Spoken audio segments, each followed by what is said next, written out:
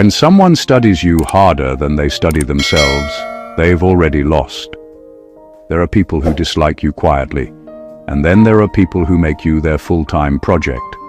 This story isn't about random opposition or casual envy. This is about obsession, the kind that watches, tracks, imitates, tests, escalates, and still can't figure out why you won't break. Somewhere along the line, this stopped being a personal grudge and turned into a campaign. Here's a fact most people don't like to admit. Obsession always creates the opposite of its intended result. Psychologists have long observed that fixated opponents lose objectivity over time. Their thinking narrows, their emotions override strategy.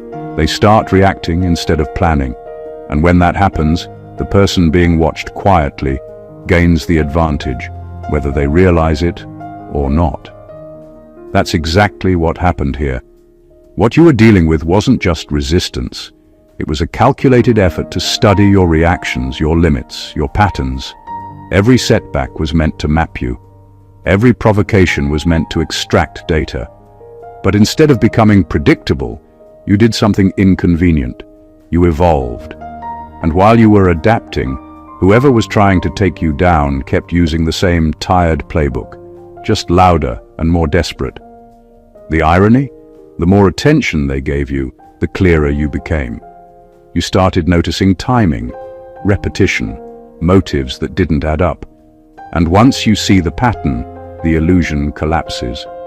What looked intimidating starts looking sloppy, almost embarrassing, like someone rereading your old messages while claiming they're totally unbothered. That's where the humor sneaks in. Because at some point, you realize you're not in danger. You're being audited by someone who keeps failing their own exam. This isn't a story about superstition or theatrics. It's about power dynamics, awareness, and what happens when someone underestimates a person who doesn't react on schedule. When you stop dancing to the tune, the music gets real awkward for the one playing it.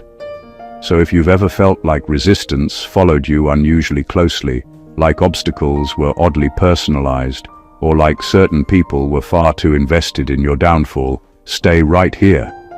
What you're about to hear isn't dramatic, it's diagnostic. And once you understand what was really happening behind the scenes, a lot of things are going to click into place.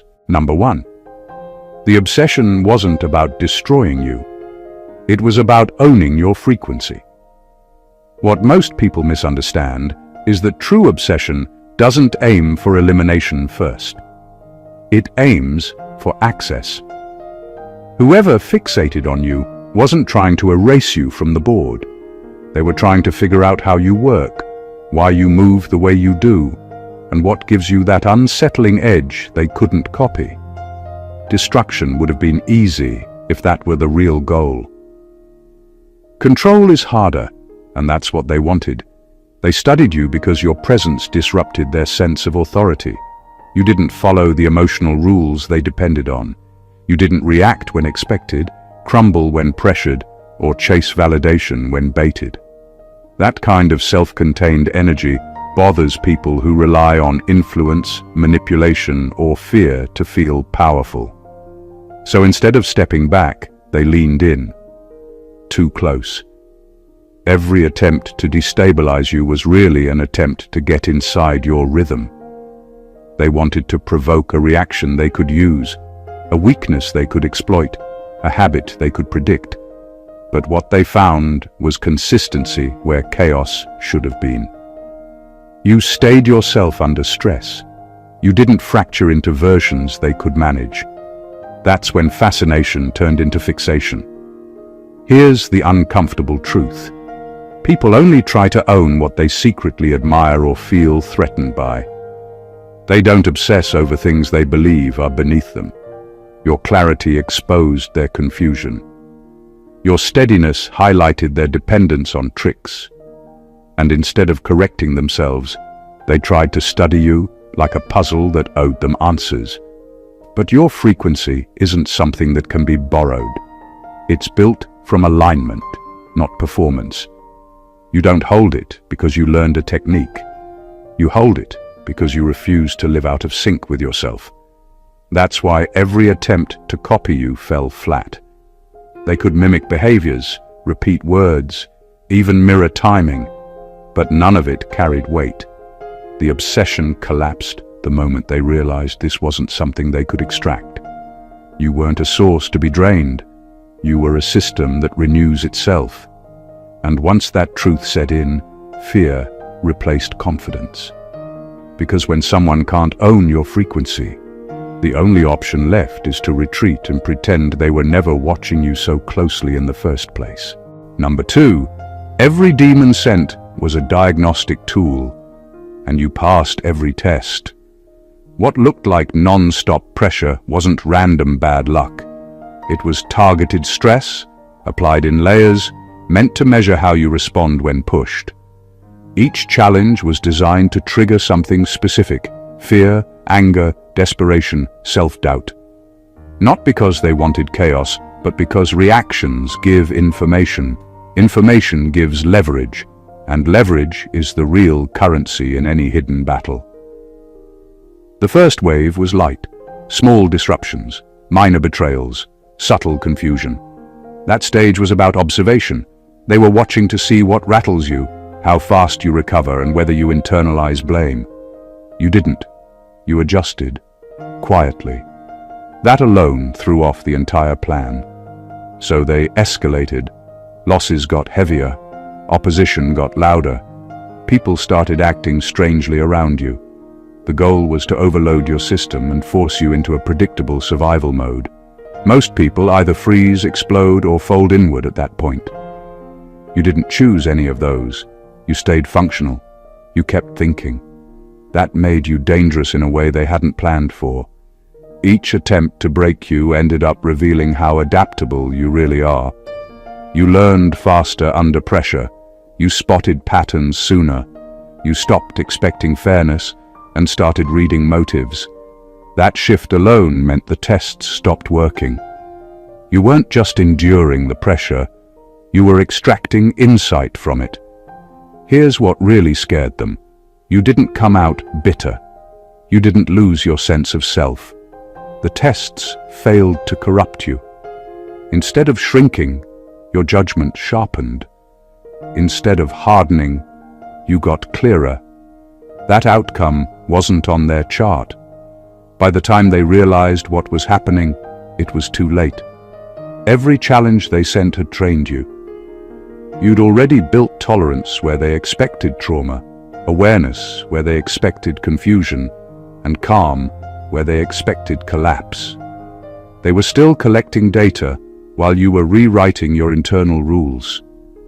In the end, the biggest mistake wasn't underestimating your strength. It was assuming you were fragile in the first place.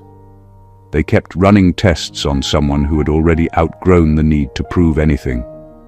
And when every test comes back clean, the only conclusion left is that the system testing you is the one that's flawed. Number 3, you didn't fight demons, you outgrew their operating system. At a certain point, the struggle stopped feeling like a battle and started feeling outdated. Not because the pressure disappeared, but because the tactics stopped making sense to you. The same triggers, the same mind games, the same emotional traps kept showing up, and instead of reacting, you noticed how predictable they were. That's when growth quietly took over. Those systems rely on people staying stuck in old patterns. Fear, guilt, urgency, approval seeking, those are the buttons they press. But you didn't keep those buttons wired the same way. You changed how you process stress. You questioned narratives instead of swallowing them. You slowed down when they expected panic. And the moment you did that, their influence weakened. Outgrowing a system doesn't look dramatic. There's no loud victory. It looks like boredom where there used to be anxiety. It looks like clarity where there used to be confusion. You stopped arguing with manipulation because you no longer spoke its language. And when something can't communicate with you, it can't control you.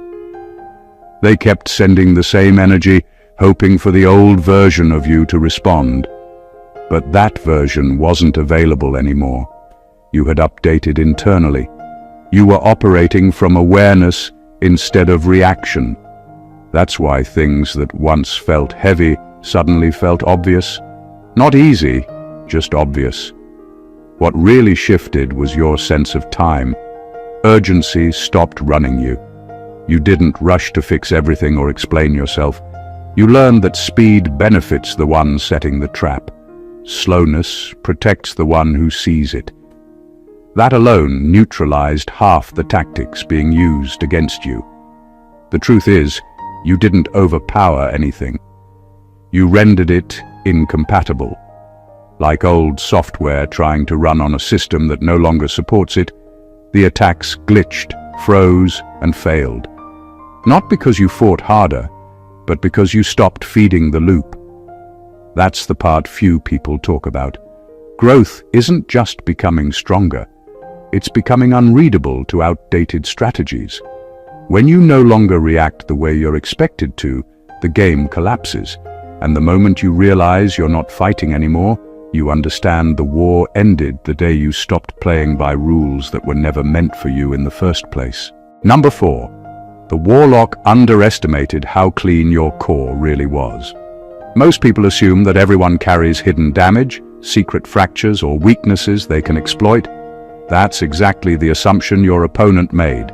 They expected to find some dark corner, some vulnerability buried under years of pressure, some part of you that could be manipulated. What they didn't realize is that your foundation wasn't just strong, it was fundamentally untouchable. They miscalculated because they couldn't measure purity with their tools. Every attempt to provoke you, every trap they set, was meant to expose a flaw. They expected that repeated pressure would reveal cracks. But they didn't account for the fact that your integrity isn't conditional. You don't operate on fear, greed, or ego. You operate from a place that refuses compromise with toxicity. And that kind of inner alignment isn't something that can be forced or borrowed. It either exists or it doesn't. The more they pushed, the more obvious their misjudgment became. Every failed attempt left them frustrated and visibly rattled.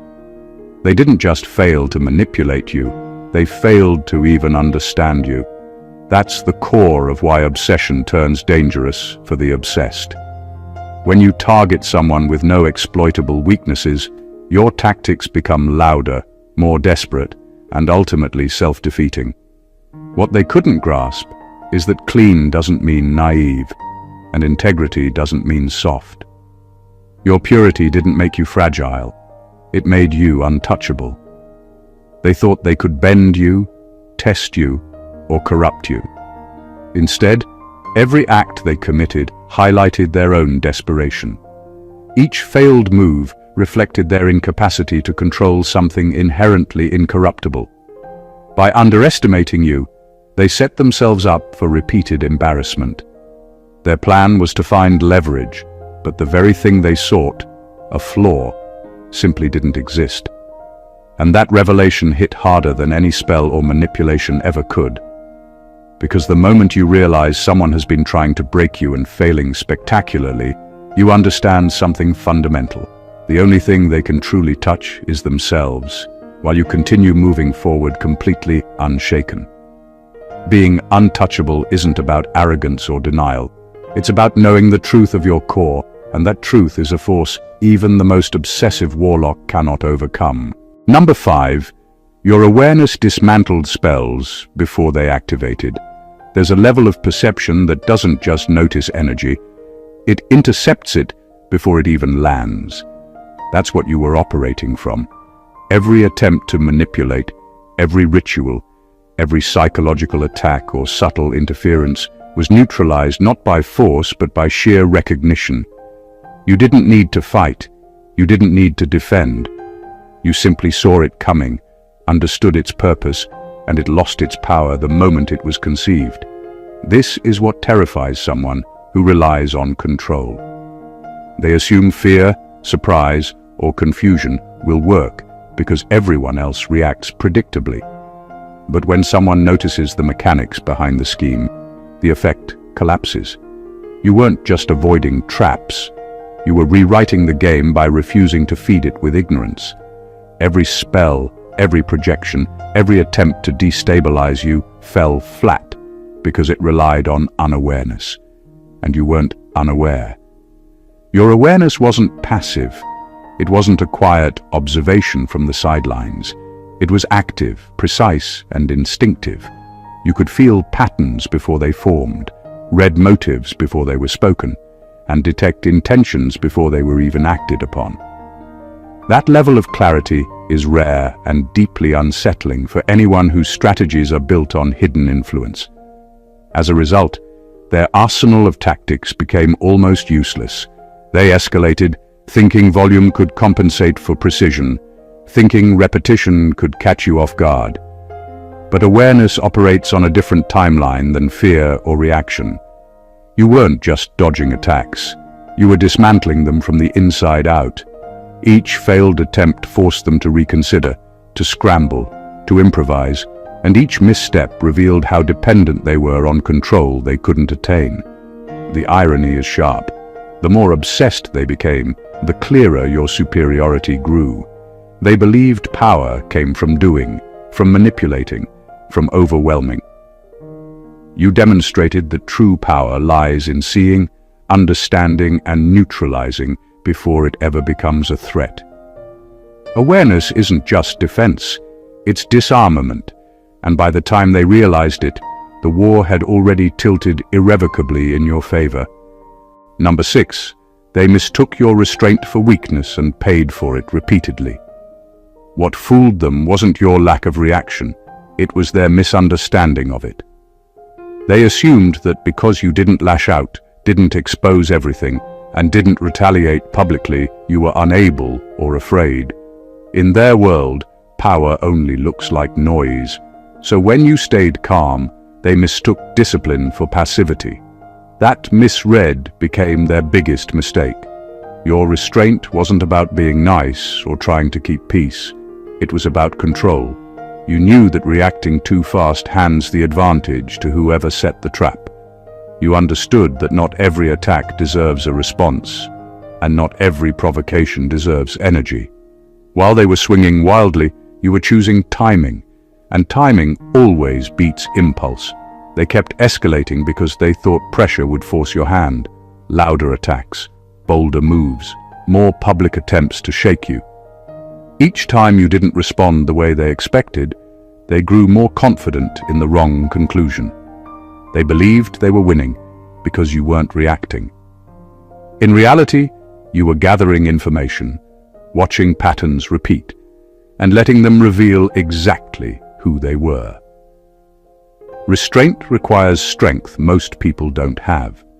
It means holding back when ego wants to speak. It means letting lies hang long enough for the truth to expose itself. It means trusting that consistency outlasts chaos.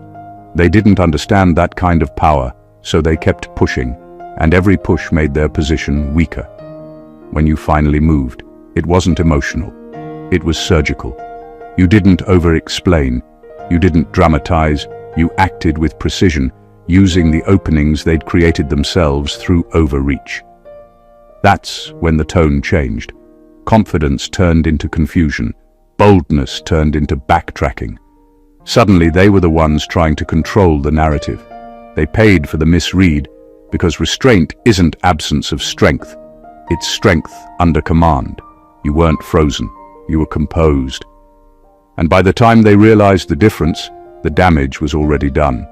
Not to you, but to their credibility, their leverage, and the illusion that they ever had the upper hand at all. Number 7. Each defeat rewired the enemy instead of breaking you. What they didn't anticipate was that failure has a direction. They assumed every loss would weaken you, drain you, wear you down piece by piece. That's how it usually works when someone is under constant pressure. But in this case, the damage went the other way. Every failed attempt didn't scar you, it destabilized them. At first they brushed it off. One misstep can be explained. 2 can be blamed on timing. But when defeat becomes repetitive, something shifts internally. Confidence erodes quietly. Decision-making gets sloppy. Doubt creeps in, not as fear but as irritation. And irritation is dangerous because it clouds judgment. You didn't need to touch them for this to happen. Their own failures did the work. Meanwhile, you weren't internalizing the losses at all. You weren't telling yourself stories about being cursed, unlucky, or targeted because you're weak. You stayed grounded in reality. You adapted. You learned. You kept moving forward without dramatizing what was happening. That calm response is what made the contrast so stark. While you stayed intact, they started unraveling. Each time they failed, they had to explain it to themselves. Why didn't it work? What did they miss? That constant questioning rewired their thinking in unhealthy ways. They became hyper-focused on you, replaying events, overanalyzing your actions, searching for flaws that weren't there. Obsession replaced clarity. Strategy gave way to fixation. You, on the other hand, didn't carry the emotional residue of each encounter. You processed it and released it. That's why you stayed sharp. That's why you didn't harden or become reactive. You weren't collecting defeats. You were collecting insight. And insight strengthens without weighing you down. Eventually, the imbalance became obvious. They were tense, rushed, reactive. You were steady, patient, clear. The more they tried to regain control, the more obvious their instability became to others watching. Credibility slipped, support thinned, allies questioned them. That's the quiet truth most people miss. Repeated failure doesn't just break plans, it reshapes the person failing. And while they were being rewired by frustration and desperation, you were being refined by awareness. The outcome was never in doubt after that. One side was evolving, the other was unraveling. Number 8. The obsession became personal when you refused to fracture. What really tipped the scales wasn't your skill, your insight, or even your awareness. It was your refusal to break. They had spent so much time and energy thinking they could destabilize you, manipulate you, or force you into chaos. Every plan, every spell, every attack was meant to fracture your mind or spirit in some measurable way. But you didn't fracture. You stayed whole. And that refusal changed the game entirely. People who rely on manipulation thrive on predictable outcomes. They feed on the expectation that pressure will lead to collapse. But when someone refuses to crumble, that expectation fails, and frustration turns into obsession. At first, they thought of it as a challenge, a puzzle to solve. Then it became personal. Their tactics weren't just ineffective, they were embarrassing, and that embarrassment bred fixation. Refusing to fracture isn't about ignoring threats or pretending to be unshakable. It's about maintaining clarity in the face of chaos, understanding the difference between what belongs to you and what doesn't, and not giving them access to reactions they can exploit. Every time they escalated, hoping for a crack, you responded with the consistency they couldn't predict.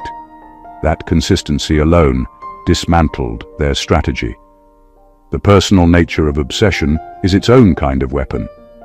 Once they realized you weren't going to break, the attacks shifted from professional or strategic to emotional and erratic. Their plans became reactive rather than proactive. They were no longer trying to win. They were trying to justify their inability to control you. That's when they started making mistakes that amplified your position. They miscalculated timing, misread motives, and exposed weaknesses in their own network because they were too consumed with you.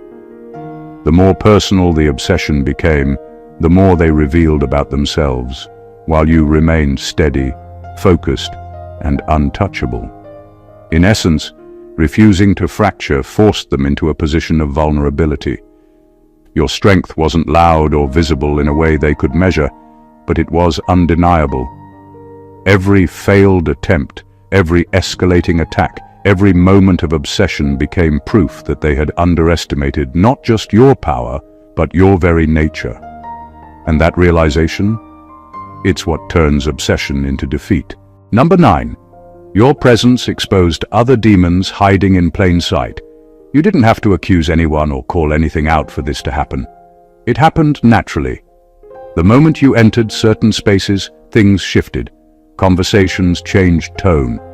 People started acting strange for no clear reason. Some became defensive, others over-explained. A few suddenly distanced themselves. That wasn't coincidence. That was exposure without confrontation. What made this so unsettling is that you weren't trying to reveal anything. You weren't hunting for flaws or digging for secrets. You simply showed up as yourself, grounded and aware. And that kind of presence has a way of disrupting hidden agendas. When someone is carrying manipulation, dishonesty, or ill intent, they rely on comfort and cover. Your presence removed both. You see, darkness thrives when it blends in. It needs noise, distraction, and group agreement to stay hidden. But you brought stillness. You listened more than you spoke. You noticed inconsistencies without reacting to them. That alone made people uncomfortable. When someone realizes they're being seen clearly, not judged, just seen, masks start slipping. That's why you noticed side conflicts erupting that had nothing to do with you. People turned on each other. Long-standing alliances cracked. Secrets leaked. Tension surfaced where there used to be fake harmony. You didn't cause that. You revealed it. And revelation feels like attack to anyone who benefits from things staying buried. Some tried to project their discomfort onto you. Others quietly exited your life. A few attempted to undermine you before you could expose them, even though you weren't planning to. That's how you knew something deeper was happening. Innocent people don't panic when clarity walks into the room. The most telling part is this. Once those hidden dynamics were exposed, they couldn't be unseen. Even after you left certain spaces, the damage was done. Trust was broken. Roles were questioned. The structure cracked. And all you did was exist without compromising yourself. That's a level of power most people don't understand. You weren't fighting demons directly. You were acting as a filter. Anything false struggled to remain stable around you. Anything dishonest became loud. Anything manipulative lost its footing. In the end, it became clear why the obsession intensified. You weren't just a target. You were a liability to everything that depended on secrecy. And nothing terrifies hidden darkness more than someone who exposes it without even trying. Number 10. You triggered self-destruction protocols without lifting a finger. What actually unraveled things wasn't anything you did directly. It was what stopped working the moment you refused to play along. Systems built on manipulation depend on cooperation, even unwilling cooperation. They need reaction, fear, confusion, emotional investment. When you withdrew that fuel, everything started malfunctioning on its own. You didn't expose anyone publicly. You didn't confront every lie. You didn't try to control the outcome. You simply stopped feeding the structure. And once that happened, the pressure that was meant to crush you had nowhere to go but inward. People started contradicting themselves. Plans overlapped and clashed. Stories didn't line up anymore. What once looked coordinated began to look messy. That's because hidden systems aren't stable by default. They're held together by constant effort. Someone has to keep lying. Someone has to keep managing perceptions. Someone has to keep everyone aligned. When one person steps out of the loop, especially someone they were fixated on, the balance breaks. The energy turns cannibalistic. You noticed it in small ways at first. Sudden infighting. Allies questioning each other. People scrambling to protect themselves instead of the mission. That's a clear sign of internal collapse. You weren't the threat anymore. Distrust was. And distrust spreads faster than any external attack ever could. What's ironic is that they assumed you were powerless because you weren't acting. In reality, non-participation was the most disruptive move possible. You forced them to overmanage, over-explain, over-correct. And every over-move exposes cracks. The harder they tried to regain control, the more obvious it became that control was already gone. You didn't need revenge because the structure did that on its own. You didn't need validation because the unraveling was visible. The very obsession meant to destroy you turned into the stressor that destroyed their internal order. That's how self-destruction really works. Not through dramatic collapse, but through accumulated missteps caused by pressure, paranoia, and unchecked fixation. You didn't pull the trigger. You didn't light the fuse. You simply stepped aside and let the system reveal how unstable it always was. And once a system shows it can't sustain itself without targeting you, its end is already written. Number 11. They realized too late that you cannot be spiritually tracked. At some point, the strategy shifted from attack to surveillance. They tried to follow your movements, predict your next step, anticipate your reactions. That's what people do when control slips. They try to monitor instead. But what they ran into was something they didn't understand. You don't move in straight lines, and you don't operate on predictable timing. Most systems of control depend on patterns. If someone reacts the same way every time, thinks out loud, explains their plans, or moves according to expectation, they're easy to track. You weren't like that. You didn't announce shifts before they happened. You didn't make emotional decisions that left a trail. You didn't rush. Sometimes you moved quietly. Sometimes you paused completely. Sometimes you changed direction without warning. That unpredictability wasn't chaos. It was clarity. They tried to read signs, behaviors, energy, even people around you, but nothing stayed consistent long enough to map. The version of you they thought they understood kept expiring. By the time they adjusted, you were already operating from a different level of awareness. That's when frustration turned into panic. What made this worse for them is that tracking requires access. You cut off unnecessary explanations. You stopped oversharing. You kept parts of your life private, not out of fear, but out of discernment. That silence wasn't empty, it was protected. And protected spaces can't be invaded without permission. The more they tried to lock onto you, the more obvious it became that they were chasing an image, not the real thing. They were studying shadows while you were changing internally. That's a losing game every time. Eventually, they realized something uncomfortable. You weren't hiding. You were ungraspable. You weren't avoiding detection. There was nothing to latch onto. No consistent emotional output. No predictable reactions. No dependency they could trace back to you. By the time this truth set in, they were already behind. You had outpaced their awareness, not by speed but by depth. You weren't running. You were operating from a place they couldn't access. And once someone realizes they can't track you, can't predict you, and can't interfere without exposing themselves, the obsession loses its power.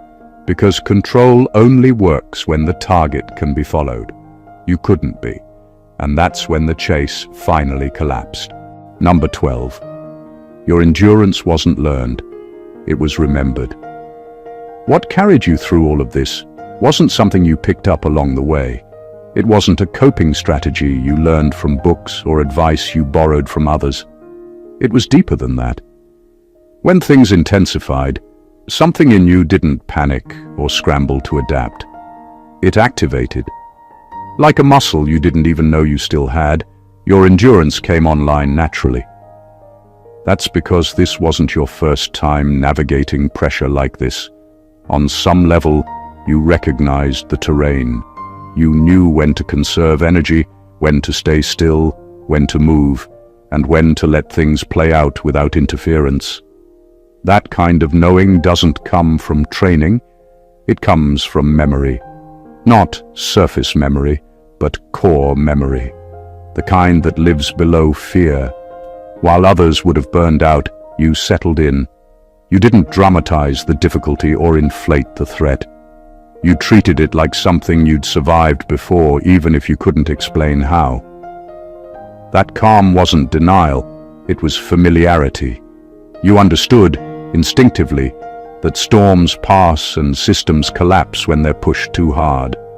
What confused your opposition was how steady you stayed over time. Short bursts of strength are common.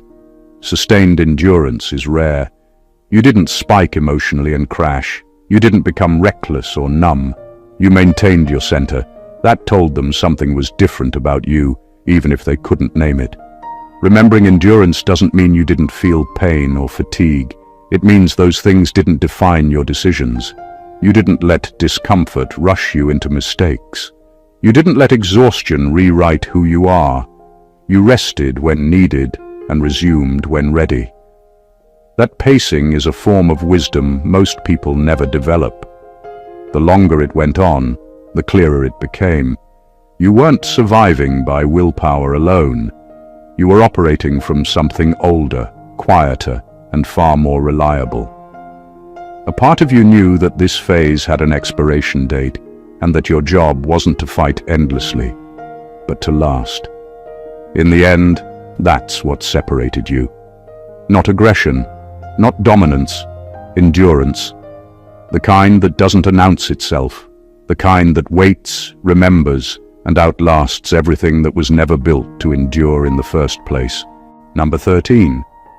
The demons feared you more than you ever feared them. Fear isn't always loud. Sometimes it's subtle, creeping, and unspoken.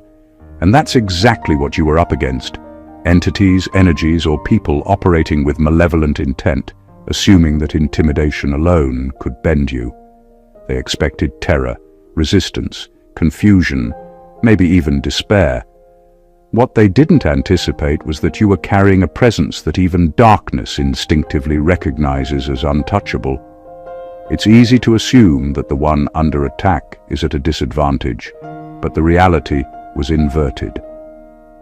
Your clarity, your awareness, your composure, these weren't just survival tools. They were mirrors reflecting everything the opposition wanted to hide about themselves. Every move they made, every spell, every plan, it met a calm that didn't flinch. That calm, that quiet certainty, is something entities that feed on chaos can't tolerate. The more aggressive they became, the more you stayed aligned. The more erratic their tactics, the steadier you were.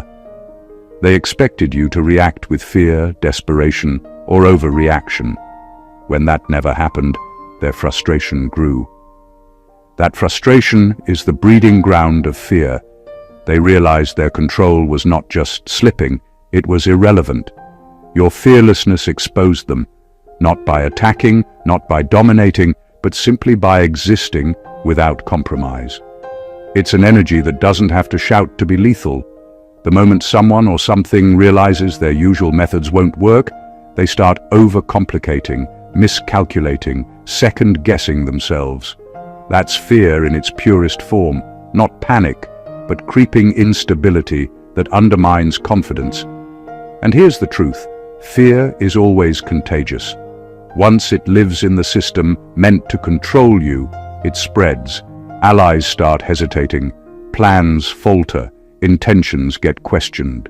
You didn't create the fear, you revealed it. You were never the one under pressure. The pressure existed inside them. By the time they comprehended the imbalance, it was too late. Fear had already taken root on the other side, and your presence remained unwavering. The one they wanted to dominate was untouched, while the ones doing the dominating were quietly unraveling, haunted by a realization they couldn't fully articulate, that whatever they thought they were chasing, controlling, or harming, it was stronger than they could ever confront. Number 14. The final defeat was realizing they never had authority over you. The biggest turning point didn't happen during an attack, a setback, or a confrontation. It happened quietly, the moment the truth settled in. They were never in charge. Not of your life, not of your direction, not of your outcome. Everything they tried was based on an assumption that you were operating under their jurisdiction. You weren't. All their efforts depended on borrowed power. Power that only works when the other person believes in it, fears it, or submits to it emotionally. Once you stopped doing that, not consciously, not dramatically, but naturally, their influence evaporated. You didn't rebel, you didn't overthrow anything. You simply stopped recognizing an authority that was never legitimate to begin with. That realization changes everything.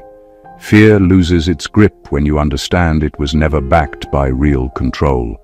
Threats become noise, pressure becomes inconvenience, manipulation becomes obvious. You didn't become reckless or arrogant, you became clear, and clarity is devastating to systems built on illusion. They sensed the shift before they could explain it. You stopped negotiating internally.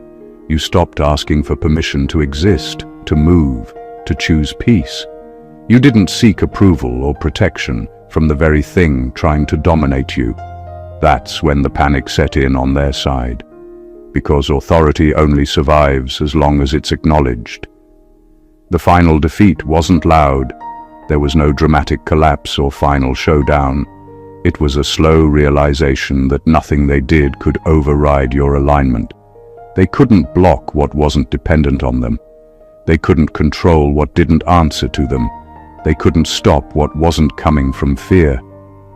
What made this defeat permanent is that you didn't need to win. You didn't need revenge. You didn't need closure from them.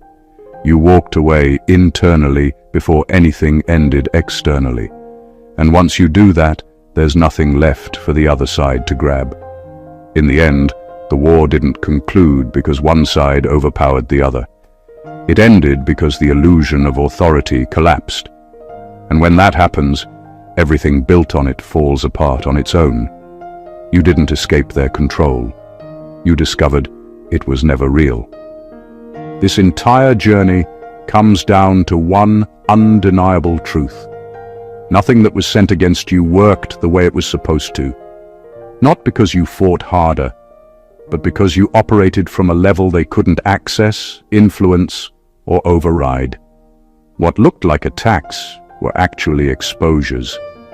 What felt like pressure was really a test of systems that were never built to handle someone like you.